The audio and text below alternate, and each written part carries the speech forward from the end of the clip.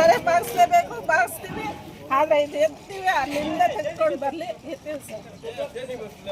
ನಾನು ಹೇಳಿದ್ದೀನಿ, ಮತ್ತು ಮಂಜಣ್ಣದು ಹೇಳಿದ್ರಿ, ಇವರು ಸಮೃದ್ಧಿ ಮಂಜುನಾಥ್ ಅವರು ಬಂದಿದ್ರೆ ಸಾರ್ ಏನು ಹೇಳಬೇಕು, ಪಬ್ಲಿಕ್ ತೊಂದರೆ ಮಾಡಬೇಕು, ಮಾಡೋದ ಬಂದು ಇಲ್ಲಪ್ಪ 30 ವರ್ಷದಿಂದ ಮಾಡ್ಕೊಂಡಿದ್ದಾರೆ, ಹಿಂದಕ್ಕೆ ಹಾಕ್ಕೊಳ್ಳಿ ಅಂತ ಹೇಳಿದ್ರು ಅವರು.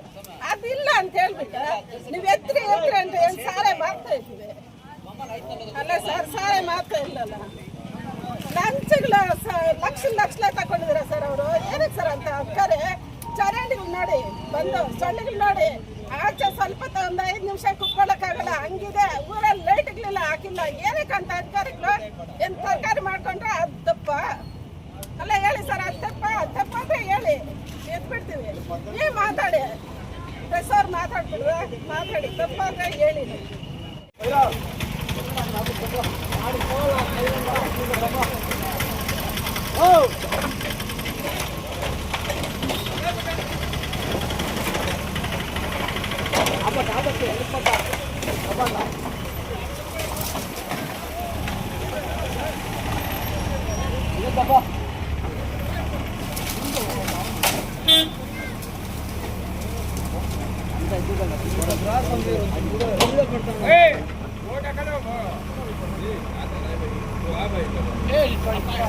నువ్వు రావా సైడ్కి బాబు పోనీ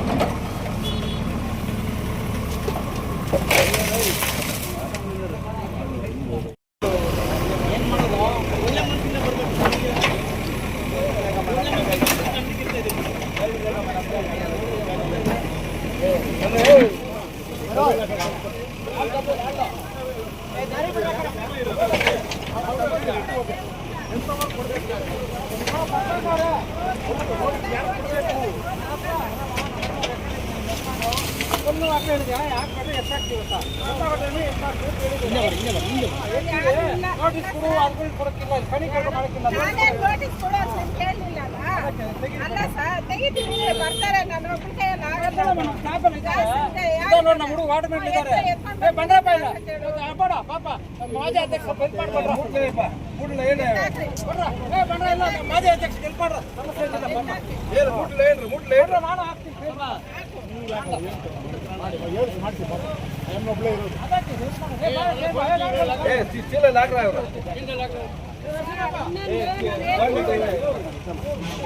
ಸುಬ್ರಹ್ಮಣ್ಯ ಇಲ್ಲ. ಶಂಕರಪ್ಪ ಗಾಡಿ ಎತ್ತಾ ಇದ್ದಾನೆ ಮಗ.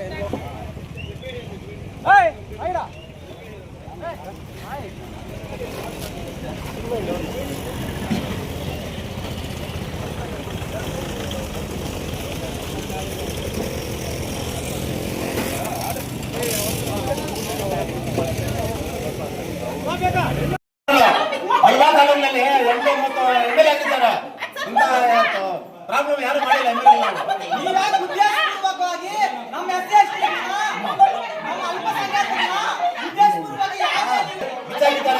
ನಾವೆಲ್ಲ ಹೋಗೋದು ಸಾಯಂಕಾಲ ಓಡ್ಕೊಂಡ್ಬೇಕು ಸರ್. ಫೈನಾನ್ಸ್ ಇದೆ 60-70 ಸಾವಿರ ರೂಪಾಯಿ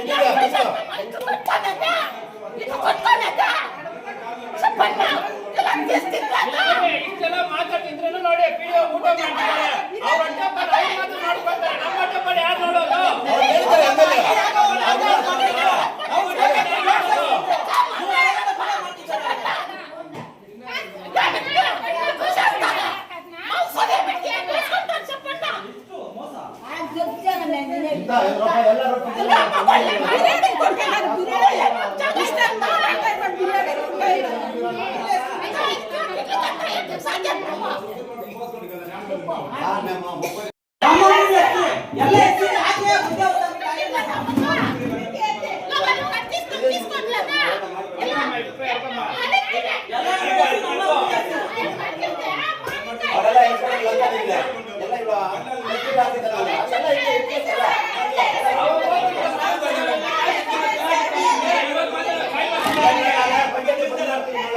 ಮಾಡ್ತೀವಿ. ಎಲ್ಲ ಬಂದ್ ಆಗ್ತದೆ ನಾಳೆ. ಇವತ್ತೇ ಎಲ್ಲರಿಗೂ ಬಡವ್ರಿಗೆ ಪರಿಹಾರ ಕೊಡ್ಬೇಕು.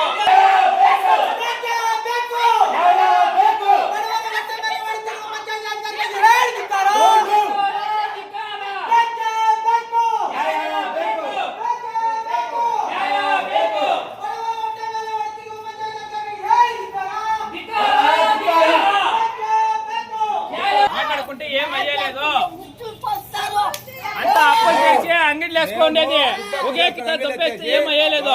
పెట్లు పెట్టుకోవడం మేము ఎత్తుమనిలే, మేము పెట్లు పెట్టుకోండి. ಎಲ್ಲ ನಾವೇ ನಿಂತಿರಿ, ಇವತ್ತು ಮಾತು ಬೆಲೆ ಕೊಟ್ಟು ನಾವು ಎತ್ತಾಕಿದ್ವಿ, ನೀವು ಎತ್ತಾಕಿ ಯಾವ್ದೇ ಯಾವ್ದೇ ಅಡ್ಡ ಇದ್ರೆ ಎಲ್ಲ ಎತ್ತಾಕಿ ನಾವು ಆಮೇಲೆ ಹಾಕ್ತೀವಿ. ಮಾಡಿದ್ರ ನಾವ್ ಎಲ್ಲ ಹೋಗೋದು ಇವಾಗ ಅಲ್ಲಪ್ಪ MLA ಅಧಿಕಾರ ಇದೆ ಅಂತ ಘೋಷಣೆ ಮಾಡೋದು 3-4 ದಿನ ಮುಂದೆ ಬಂದಿದ್ದ ತಾಯಿಗೆ ಎಲ್ಲ ಖಾಲಿ ಮಾಡಿದ್ದೀರಾ ಏನ್ ನಾವು ತೊಂದರೆ ಮಾಡಿದ್ದೀವಿ ನೀನು ಪಂಚಾಯತ್ ಜಾಗ ಯಾರಾದ್ರೂ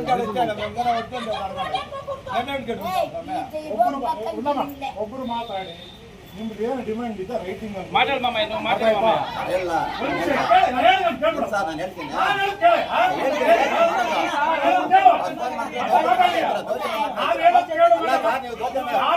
ಫೋನ್ ಮಾಡಿರ್ತೀವಿ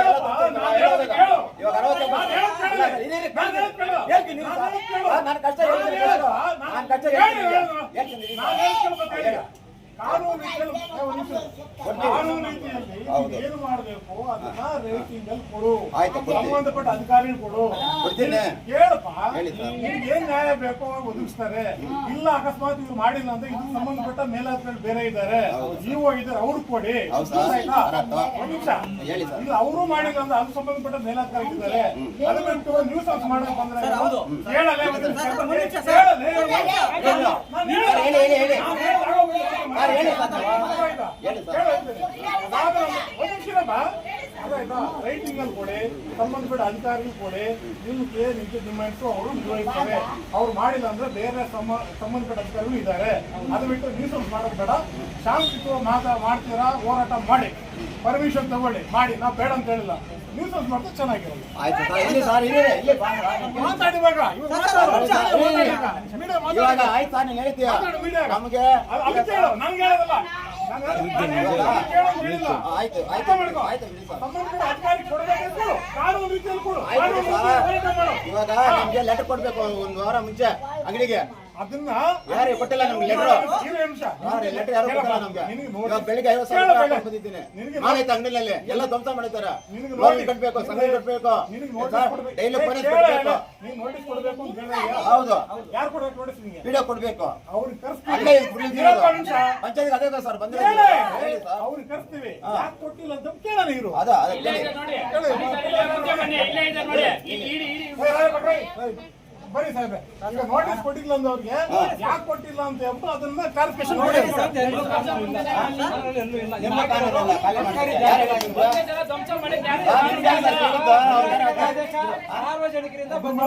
ಯಾರು? ನಾವು ಸಾರ್ವಜನಿಕರು ನೋಟಿಸ್ ಕೊಡ್ತೀವಿ, ಎಲ್ಲ ಧ್ವಂಸ ಮಾಡ್ಬಿಡಿ. ಎಲ್ಲ ಧ್ವಂಸ ಮಾಡ್ಬಿಡಿ. ಯಾರು ಸಾರ್ವಜನಿಕರು? ಮಾತೇನು ಗೊತ್ತಾ, ನಾವೇನ್ ಮಾಡ್ತಾ ಇದ್ದೀವಿ, ಕಾನೂನು ಪ್ರಕಾರ ನಮ್ಗೆ ಲೆಟರ್ ಬಂದಿದೆ, ನಾವು ತೆರವು ಮಾಡ್ತಾ ಇದ್ದೀವಿ. ಇವಾಗ ಸಂತೋಷ, ನೀವು ತೆರವು ಮಾಡಿ, ಬೇಡ ಅಂತ ಹೇಳ್ತಾ ಇಲ್ಲ.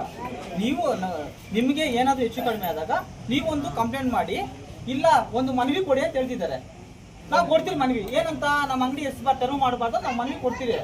ಅದಕ್ಕೆ ಮುಂಚೆ ನೀವು ತೆರವು ಮಾಡೋರು ಒಂದು 2 ಡೇಸ್ ಮುಂಚೆ ಅದು ನೀವು ಒಂದು ಲೆಟರ್ ಮಾಡ್ಬೇಕಲ್ಲ ಸರ್, ಕೊಡೋ ಅವಶ್ಯಕತೆ ಇಲ್ವಾ ಸರ್? ಸಾರ್ವಜನಿಕರು ಎಲ್ಲಾದ್ರೂ ಅಂಗಡಿ ಹಾಕೊಂಡಿದೆ ಅದು ತೆರವು ಮಾಡ್ಬೇಕು ಅಂತ ಸರ್. ನಿಮ್ಮ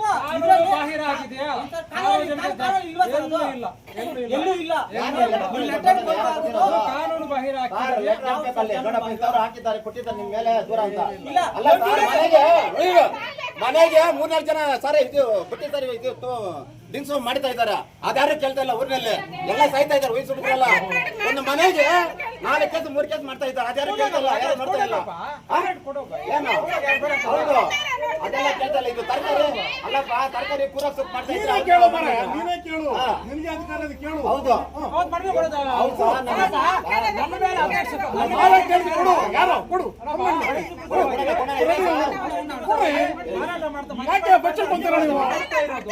ಬಚ್ಚಲ್ ಕೊಡ್ರಿ, ಯಾರು ಮಾರಾಟ ಮಾಡಿ ಕೊಡಿ ರೇಟಿಂಗ್ ಅಲ್ಲಿ. ಯಾರಿಗೂ ಕೊಟ್ಟಿಲ್ಲ ನಾವು.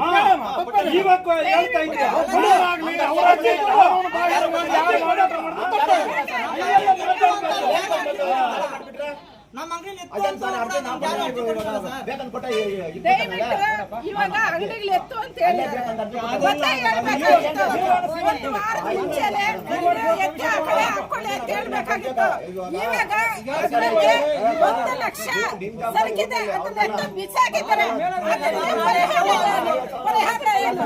MLA ಆಗ್ಲಿ ಯಾರೇ ಆಗ್ಲಿ MLA ಬಂದಿದ್ದಾರೆ, ಹಿಂದ್ಗಡೆ ಹಾಕೊಳ್ಳಿ ಅಂತ ಹೇಳಿದ್ದಾರೆ. ತಂದೆ ಅಂತ ಹೇಳಿಲ್ಲ. ಹೌದು ಸರ್, ಇಲ್ಲಿ ನ್ಯಾಯ ಸಿಕ್ಕಿದ್ರೆ PSC ಆಫೀಸ್ಗೆ ಹೋಗ್ಬೇಕು ಸರ್. ಇಲ್ಲಿ ನ್ಯಾಯ ಸಿಕ್ಕಿದ್ರೆ ಹೌದು ಸರ್. AC ಎಲ್ಲ ಇವ್ರು ಮೇಲಾಧಿಕಾರಿಗಳು ಇವ ಸರ್ ಅಲ್ಲಿ ನ್ಯಾಯ ಸಿಕ್ಕಿದ್ರೆ ನಮ್ಗೆ ಗೊತ್ತಾಗೋಯ್ತು ಇಲ್ಲಿ.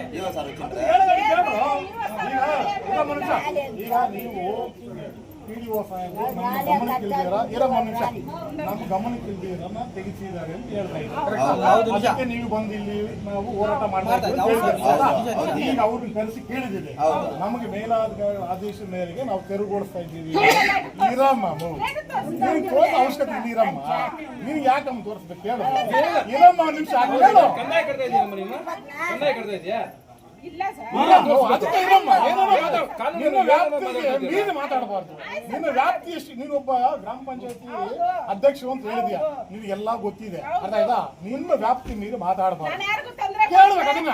ಈಗ ಮಾಡಿಲ್ಲ. ಒಂದ್ ನಿಮಿಷ, ಅಯ್ಯೋ ನಿನ್ ತೊಂದರೆಗಳು ಬಂದ ನಾನು ಕೇಳ್ತಾ ಇರೋದು ನೀನ್ ತೊಂದರೆ ಮಾಡಿದೀಯ ಬಿಟ್ಟಿದೆ ಅಂತ ಹೇಳ್ತಾ ಇಲ್ಲ, ಕಾನೂನು ಪಾಲನೆ ಮಾಡೋದು ಹೇಳ್ತಾ ಇದ್ದೀವಿ. ಈಗ ಒಂದ್ ನಿಮಿಷ, ಈಗ ನಮಗೆ ಅನಧಿಕೃತವಾಗಿ ತೆರವುಗೊಳಿಸ್ತಾ ಇದ್ದಾರೆ ಅಂತ ನೀವು ಹೇಳ್ತಾ ಇದ್ದೀರ. ಅವ್ರು ಕೇಳಿದ್ವಿ, ಇವಾಗ ನಾವು ಅಧಿಕೃತವಾಗಿ ತೆರವುಗೊಳಿಸ್ತಾ ಇದ್ದೀವಿ, ಅರ್ಥ ಆಯ್ತಾ? ನಮ್ಗೆ ಮೇಲಾಧಿಕಾರಿ ಆದೇಶ ಮೇಲೆ ಹೇಳಿದ್ದಾರೆ. ನಿಮಗೆ ಇಲ್ಲ ಅಂತಂದ್ಮೇಲೆ ಇದು ಸಂಬಂಧಪಟ್ಟ ಮೇಲಾಧಿಕಾರಿ ಕಂಪ್ಲೇಂಟ್ ಮಾಡಿ, ನಮ್ಗೆ ಸನ್ನೆ ಆಗಿದೆ ಅಂತ ನೀವು ಕಂಪ್ಲೇಂಟ್ ಮಾಡಿ, ಅರ್ಥ ಆಯ್ತಾ? ಅದು ಬಿಟ್ಬಿಟ್ಟು ಬೇರೆ ರೀತಿಯಲ್ಲಿ ಬೇರೆ ವಿಚಾರ ಮಾಡೋದು ಆಯ್ತು ಸರ್, ನೀವು ಹೇಳಿದ್ರಲ್ಲ ಹೇಳಮ್ಮ. ಇವಾಗ ಇಲ್ಲಿಂದ ಕರ್ಕೊಂಡು ಬರ್ತೀವಿ. ಎಲ್ಲದೂ ಅಬ್ಜೆಕ್ಷನ್ ತಾನೆ. ಅದು ರೇಟಿಂಗ್ ಅಲ್ಲಿ ಕೊಡು, ಯಾವ್ದು ಏನಿದೆ ಅಂತ ಎಲ್ಲ ಕೊಡಿ, PDO ಕೊಡ್ರಿ. ಯಾವ್ದು ಅನಧಿಕೃತವಾಗಿ ಅಂಶ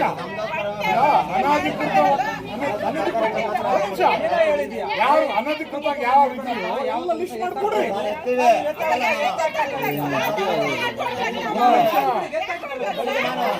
ಅರ್ಥ ಮಾಡ್ಕೋ, ಯಾವ ಯಾವ್ದಾರೆ ಪಂಚಾಯತಿ ವ್ಯಾಪ್ತಿ ಬಿಟ್ಟು ಪಂಚಾಯತಿ ಕಂದಾಯ ಯಾರು ಕಟ್ತಾ ಇಲ್ವೋ ಅವರೆಲ್ಲ ಕಟ್ತಾ ಇಲ್ಲ ಸರ್. ಇವತ್ತು ನಮ್ಮ ತಾಯ್ಲೂರು ಗ್ರಾಮ ಪಂಚಾಯತ್ ತಾಯ್ಲೂರು ಗ್ರಾಮದಲ್ಲಿ ಸಾರ್ವಜನಿಕರಿಂದ ಅನೇಕ ದೂರುಗಳು ಹೋಗಿರ್ತವೆ. ಆ ದೂರುಗಳು ಏನಪ್ಪಾ ಅಂದ್ರೆ, ಸರ್ಕಾರಿ ಜಾಗದಲ್ಲಿ ಅದು ಮುಜರಾಯಿ ದೇವಸ್ಥಾನ ಪಕ್ಕದಲ್ಲಿ ಕೋಳಿ ಮಾಂಸದ ಅಂಗಡಿ ಅನಧಿಕೃತವಾಗಿ 1 ವರ್ಷದಿಂದ ನಡೆಸಿದ್ದಾರೆ. ಹಾಗೂ ಬೇರೆ ಬೇರೆ ವ್ಯಾಪಾರಸ್ಥರು ಅನಧಿಕೃತವಾಗಿ ಅಂಗಡಿಗಳನ್ನು ನಿರ್ಮಿಸಿಕೊಂಡಿದ್ದಾರೆ. ಅವನ್ನ ತೆರವುಗೊಳಿಸಲಿಕ್ಕೆ ಗ್ರಾಮ ಪಂಚಾಯತಿ ವತಿಯಿಂದ ಯಾವುದೇ ಕ್ರಮ ತಗೊಳ್ಳಿಲ್ಲ ಅಂತ ನಮ್ಮ ದೂರುಗಳು ಹೋಗಿರ್ತವೆ. ಹಾಗೂ 16ನೇ ತಾರೀಕು ಜನಸಂಧಾನ ಕಾರ್ಯಕ್ರಮದಲ್ಲಿ ನಮ್ಮ ಶಾಸಕರಿಗೂ ಅನೇಕ ಜನ ದೂರು ಕೊಟ್ಟಿರ್ತಾರೆ. ಆಗ ಮಾನ್ಯ ಶಾಸಕರು ಕೂಡಲೇ ಕ್ರಮ ತಗೊಳ್ಬೇಕಂತ ಆದೇಶ ಮಾಡಿರ್ತಾರೆ. ಅವರ ಒಂದು ಆದೇಶದ ಮೇರೆಗೆ ಹಾಗೂ ನಮ್ಮ ಇಲಾಖೆಯ ಮೇಲಾಧಿಕಾರಿಗಳ ಆದೇಶ ಮೇರೆಗೆ ಇಂದು ಏನು ಈ ತೆರವು ಕಾರ್ಯಾಚರಣೆ ನಾವು ಕೈಗೊಂಡಿದ್ದೀವಿ. ಈ ತೆರವು ಕಾರ್ಯಾಚರಣೆಗೆ ಆಗಮಿಸಿ ತಾವೆಲ್ಲರೂ ಸಹಕರಿಸಕ್ಕೆ ನಮ್ಮೆಲ್ಲರಿಗೂ ನನ್ನ ವೈಯಕ್ತಿಕವಾಗಿ ಧನ್ಯವಾದಗಳನ್ನ ಹೇಳುತ್ತೇನೆ. ಹಾಗೂ ನಮಗೆ ಪೊಲೀಸ್ ಬಂದೋಬಸ್ತ್ ಕೊಟ್ಟಂತ ನಮ್ಮ ಗ್ರಾಮಾಂತರ ಪೊಲೀಸ್ ಠಾಣೆಯ ಸಬ್ ಇನ್ಸ್ಪೆಕ್ಟರ್ ಪಾಟೀಲ್ ಸಾಹೇಬ್ರಿಗೂ ಹಾಗೂ ಇಲ್ಲಿದ್ದಂತ ASI ಮುನಿಸ್ವಾಮಿ ಹಾಗೂ ಅವರ ಸಿಬ್ಬಂದಿಯವರಿಗೆ ನಮ್ಮ ಗ್ರಾಮ ಪಂಚಾಯತಿವಾಗಿ ಹಾಗೂ ನಮ್ಮ ವೈಯಕ್ತಿಕವಾಗಿ ಅನೇಕ ಧನ್ಯವಾದಗಳನ್ನ ಅರ್ಪಿಸುತ್ತೇನೆ. ಇವತ್ತು ಈ ಒಂದು ವಿಚಾರವನ್ನ ನೀವು ಮಾಧ್ಯಮದಲ್ಲಿ ನಾನು ಹೇಳಿದೆ, ನನ್ನ ವೈಯಕ್ತಿಕ ಘನತೆಗೆ ಧಕ್ಕೆ ಆಗಿದೆ. ಮತ್ತೆ ಅದಾಗದಾಗೆ ನಾವೆಲ್ಲ ಮಾಧ್ಯಮದವರು ಈ ಏನು ನಡೆದಿದೆ ಇದನ್ನ ತಾವು ನಮ್ಮ ಪರವಾಗಿ ತಾವು ಪ್ರಚಾರ ಮಾಡಿದಿರಂತ ನಮ್ಮ ತಾಯಿ ಮಾತುಗಳನ್ನ ಮುಗಿಸ್ತೇನೆ. ಸರ್ಕಾರಿ ಜಾಗ ಅಂತಂದ್ರೆ ಗ್ರಾಮೀಣ ಸೇರಿರುವಂತದ್ದು ಸರ್, ಇದು ಸರ್ಕಾರಿ ಜಾಗ ಆಗದೆ ದಾಖಲೆ ಸಂತೆ ತೋಪು ಅಂತ ಬರುತ್ತೆ. ಸಂತೆ ತೋಪು 25 ಗುಂಟೆ ಇದೆ. ಇನ್ನೊಂದು ಸಮಾಜ ಕಲ್ಯಾಣ ಇಲಾಖೆಗೆ ಯಾರೋ ಖಾಸಗಿಯವರು ದಾನ ಮಾಡಿದ್ರೆ, ಅದು ನಂಗೆ ಸರಿಯಾಗಿ ಮಾಹಿತಿ ಇಲ್ಲ. ಸುಮಾರು 20 ವರ್ಷಗಳಿಂದ ನಡೆದಿದೆ. ಅದು ಒಂದು 12 ಗುಂಟೆ ಇದೆ. 12 ಸಂತೆದು ಒಂದು 25, ಒಟ್ಟು 1 ಎಕರೆ ಮೇಲ್ಪಟ್ಟು ಇಲ್ಲಿ ಸರ್ಕಾರಿ ಜಾಗನೇ ಇದು. ಅಂದ್ರೆ ಬೇರೆ ಬೇರೆ ಇಲಾಖೆಗೆ ಸೇರಿದೆ, ಸಮಾಜ ಕಲ್ಯಾಣ ಇಲಾಖೆಗೆ ಮತ್ತೆ ಕಂದಾಯ ಇಲಾಖೆಗೆ ಸೇರುವಂತ ಜಾಗ ಇದು. ಅದು ತೆರವು ಮಾಡಿದ್ರೆ ಸುಮಾರು ಈಗ ಒಂದು 6 ಅಂಗಡಿಗಳು ತೆರವು ಮಾಡಿದ್ವಿ ಸರ್. ತರಕಾರಿ ಅಂಗಡಿಗಳು ಮತ್ತೆ ಕೋಳಿ ಮಾಂಸದ್ದು ಮತ್ತೆ ಇಲ್ಲಿ ಕಬಾಬು ಏನೋ ಹೋಟೆಲ್ ತರ ಇಟ್ಕೊಂಡಿದ್ರು, ಅವೆಲ್ಲ ಈಗ ತೆರವುಗೊಳಿಸಿದ್ವಿ. ತಮ್ಮ ಸಮ್ಮುಖದಲ್ಲೇ ಎಲ್ಲ ಯಶಸ್ವಿಯಾಗಿದೆ ಕಾರ್ಯಾಚರಣೆ. ಒಟ್ಟಾರೆಯಾಗಿ ಅಕ್ರಮವಾಗಿದೆ ಅಂತ ಎಲ್ಲ ಅಂಗಡಿಗಳು ತೆರವು ಮಾಡಿದ್ರೆ ಎಲ್ಲ ತೆರವು ಮಾಡಿದ್ವಿ ಸರ್. ಇನ್ನು ಮುಂದೆ ಯಾವುದೇ ಅಂತ ಅಕ್ರಮ ಅಂಗಡಿಗಳು ತಲೆ ಎತ್ತಲಿಕ್ಕೆ ನಾವು ಅವಕಾಶ ಕೊಡೋದಿಲ್ಲ. ಸಂಬಂಧಪಟ್ಟ ಇಲಾಖೆಯವರಿಗೆ ಮಾಹಿತಿ ಕೊಟ್ಟು ಅವರ ಆಸೆಗಳು ಅವರು ಬದ್ಧಪಡಿಸಲಿಕ್ಕೆ ನಾವು ಅವ್ರಿಗೆ ಸಂಪೂರ್ಣವಾಗಿದೆ. ಇನ್ನ ಏನಾದ್ರು ಉಳಿಕೆ ಇದೆ, ಏನಾದ್ರು ಲಿಟಿಗೇಷನ್ ಇದೆ ಅಂತ? ಇಲ್ಲ ಸರ್, ಇಲ್ಲಿ ಯಾವ್ದು ಇಲ್ಲ. ಲಿಟಿಗೇಷನ್ ಇನ್ನೊಂದು ಇದೆ, ಲಿಟಿಗೇಷನ್ ಅದು ನ್ಯಾಯಾಲಯದಲ್ಲಿ ಪ್ರಕರಣ ಇದೆ. ಅದು ತೀರ್ಪು ಬಂದ ಮೇಲೆ ಅದ್ರ ಬಗ್ಗೆ ನಾವು ಕ್ರಮ ತಗೊಳ್ತೀವಿ. ಇವತ್ತು ಆಡಳಿತ ಅಧಿಕಾರಿಗಳು ಒಂದಷ್ಟು ಅಧಿಕಾರಿಗಳು ಬರೋ ಒಂದು ನಿರೀಕ್ಷೆ ಇತ್ತು, ಆದ್ರೆ ಯಾರು ಬಂದಿಲ್ಲ. ನಾವು ಮುಖ್ಯವಾಗಿ ನಡೆದಿದೆ, ಸಂಪೂರ್ಣ ಆಗಿದೆ ಅಂತ ಹೇಳ್ತೀರಾ? ಸಂಪೂರ್ಣ ಆಗಿದೆ ಸರ್, ಇದು ಯಶಸ್ವಿ ಆಗಿದೆ, ಯಾವುದೇ ಸಮಸ್ಯೆ ಇಲ್ಲ. ಅಕ್ರಮವಾಗಿ ಹಾಕೊಂಡಿರ್ತಾರೆ ಬಹಳ ಜನ, ಇದನ್ನೇ ನಂಬ್ಕೊಂಡು ಜೀವನ ಮಾಡ್ತಾರೆ ಕುಟುಂಬಗಳಿಗೆ. ಹೌದೌದು, ಅವ್ರಿಗೂ ಮುಂದಿನ ನಾವು ಗ್ರಾಮ ಪಂಚಾಯತಿ ವತಿಯಿಂದ ಅವ್ರಿಗೆ ಏನಾದ್ರು ಅನುಕೂಲ ಮಾಡ್ಕೊಡೋಣ, ಅದು ನ್ಯಾಯಬದ್ಧವಾಗಿ ಮಾಡೋಣ. ಅನಧಿಕೃತವಾಗಿ ಹಾಕೊಳ್ಳೋದು ಬೇಡ. ಅವರು ಪಾಪ ಕೋಳಿ ಅಂಗಡಿ ಹಾಕೊಂಡು ಜೀವನ ಮಾಡ್ತಿದ್ದಾರೆ, ಅವ್ರಿಗೂ ಕುಟುಂಬ ಇದೆ, ಅವರು ಬೀದಿಗೆ ಬರೋದು ಬೇಡ. ಮುಂದಿನ ಕ್ರಮದಲ್ಲಿ ನಾವು ನ್ಯಾಯಯುತವಾಗಿ ಕಾನೂನು ಚೌಕಟ್ಟಲ್ಲಿ ಅವ್ರಿಗೆಲ್ಲ ಒಂದು ಅವಕಾಶ ಮಾಡ್ಕೊಡೋಣ. ಇಲ್ಲಿ ಸಾರ್ವಜನಿಕರು ಏನ್ ಹೇಳ್ತಾ ಇದ್ದಾರೆ ಅಂದ್ರೆ, ಹಾ PDO ಸಾಹೇಬ್ ಒಬ್ರು ಸ್ವಲ್ಪ ಲಂಚ ತಗೊಂಡು 2 ಲಕ್ಷ 3 ಲಕ್ಷ ಲಂಚ ತಗೊಂಡು ನಮ್ಗೆ ಇವಾಗ ನಾವು ಲಂಚ ಕೊಟ್ಟಿಲ್ಲ ಅಂತ ಇವಾಗ ಅದನ್ನ ತೆರವುಗೊಳಿಸ್ತಾ ಇದ್ದಾರೆ ಅಂತ ಅವ್ರು ಆ ಥರದ್ದು ಯಾವ್ದು ಇಲ್ಲ, ನಾ ಗಮನಕ್ಕೆ ಯಾವ್ದು ಬಂದಿಲ್ಲ ಸರ್. ಅಲ್ಲ 2 ಲಕ್ಷ ಲಂಚ ತಗೊಂಡಿದ್ದಾರೆ ಅಂತ ಅವ್ರು ಮಾತಾಡಿದ್ರು ನಿಮ್ ಮುಂದ್ಗಡೆನೆ. ಇಲ್ಲ ಅದೇ ನಿಮ್ ಒಪಿನಿಯನ್ ಇಲ್ಲ, ಅದಕ್ಕೆ ನನ್ನ ಗಮನಕ್ಕೆ ಬಂದಿಲ್ಲ. ಅವರು ಕೊಡಬಾರ್ದಾಗಿತ್ತು, ಅವರು ಯಾಕೆ ಕೊಡ್ಬೇಕಿತ್ತು? ಸರ್ಕಾರಿ ಜಾಗದಲ್ಲಿ ದುಡ್ಡು ಯಾಕೆ ಕೊಡ್ಬೇಕು ಬೇರೆಯವ್ರಿಗೆ ಅಲ್ವಾ? ಅದೇನಿದ್ರೆ ಗ್ರಾಮ ಪಂಚಾಯತಿಗೆ ಅರ್ಜಿ ಹಾಕೊಂಡು ಈ ತರ ವ್ಯಾಪಾರ ಮಾಡ್ಬೇಕು ಅನ್ಕೊಂಡಿದ್ರೆ ನಾವು ಮೊದಲು ಏನಾದ್ರು ವ್ಯವಸ್ಥೆ ಮಾಡ್ತಾ ಇದ್ವಿ. ಇಲ್ಲ ಯಾವ್ದಕ್ಕೂ ಲೈಸೆನ್ಸ್ ಕೊಟ್ಟಿಲ್ಲ, ಯಾವ್ದಕ್ಕೂ ಲೈಸೆನ್ಸ್ ಕೊಟ್ಟಿಲ್ಲ. ವಿದ್ಯುತ್ ಸಂಪರ್ಕ ಬಳ್ಳಿಗೆ ನಾವಿಂದ ಎನ್ಒಸಿನೂ ಕೊಟ್ಟಿಲ್ಲ. ಫೈನಲ್ ಆಗಿ ಏನ್ ಹೇಳ್ತೀರಾ ಸರ್ ಇವತ್ತು? ಏನಿಲ್ಲ, ಇದೊಂದು ನನಗೆ ಸಮಾಧಾನ ತಂದಿದೆ. ನನ್ನ ಮೇಲೆ ಒಂದು ಆರೋಪ ಇತ್ತು, ಇವ್ರು ಯಾರೋ ಕ್ರಮ ತಗೊಂಡಿಲ್ಲ ಅಂತ ಒಂದು ಸಾರ್ವಜನಿಕರು ದೂರಿತ್ತು. ಅದು ಸ್ಪಂದಿಸಿದ್ದೀವಿ. ಅದು ಮೇಲಾಧಿಕಾರಿಗಳ ಆದೇಶ ಮೇರೆಗೆ ನಾವು ತೆರವು ಮಾಡಿದ್ದೀವಿ. Thank you.